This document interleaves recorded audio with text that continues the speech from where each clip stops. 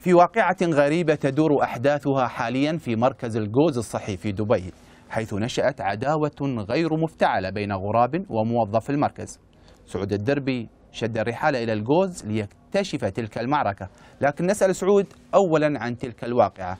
سعود، شو القصة بين الغراب والمعصم؟ نعم أخ علي، بصراحة هي قصة غريبة وطريفة في آن واحد. الكل يتساءل في المركز عن مدى ذكاء هذا الطائر وهو الغراب ومطاردته لإسماعيل بحثا عن الثار.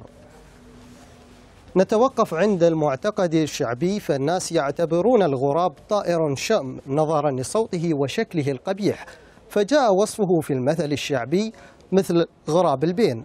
الكثير منا إذا رأى غرابا يستعيذ بالله خوفا من مصيبة قادمة لا سمح الله. نحن هنا نرصد مصيبتين وليست واحدة لإسماعيل المعصم الذي نشأت بينه وبين غرابين مشكلة من نوع مختلف. لعنة الغربان قصة حقيقية تجمع بين الطرافة والغرابة. إسماعيل المعصم إماراتي الجنسية، يعمل منذ 32 عاما في مركز الجوز الصحي بدبي. تتلخص الحكاية كما أخبرنا أنه صادف في المركز فرخ غراب ساقط من شجرة، فحمله وقطع ريشه آملا في أن يقوم برعايته في المنزل، فأخذه وحاول إطعامه لكنه رفض ولم يستجب، ثم عاده تحت الشجرة لتراه أمه وتحمله إلى عشها، ولكن فرخ الغراب مات. ومع مرور نحو عام أفرخت تلك الغربان مرة أخرى فوق الشجرة نفسها لتبدأ معاناة المواطن إسماعيل مع فرحة المولود الجديد، فتلك الغربان تستهدفه بشكل يومي لإبعاده عن المكان خوفا من تسببه في موت الفرخ الجديد. شفت، لا صرت وقفت هناك وراي، صرت لين المطعم وراي، وقفت عند باب المطعم، هو على العمود مال الكهرباء. عقب لا ما امشي ولا ماشي، خبط على راسي.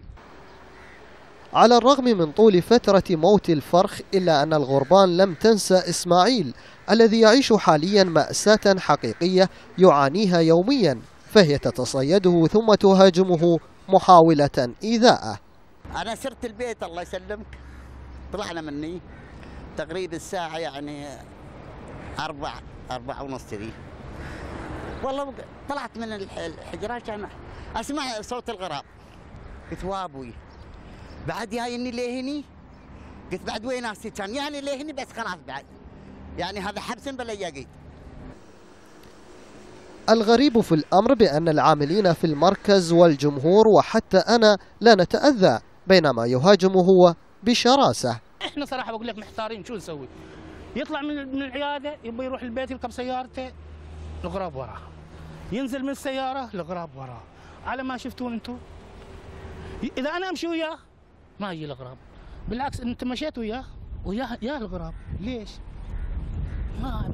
ما عارفين السر شو. نوع من الخوف والحيرة تسيطر على حياة إسماعيل، فهو لا يعرف كيف يمكن أن يتخلص من مطاردة ثأر الغربان. وإذا كان الغراب دليل قوم فما على المعصم إلا الرحيل.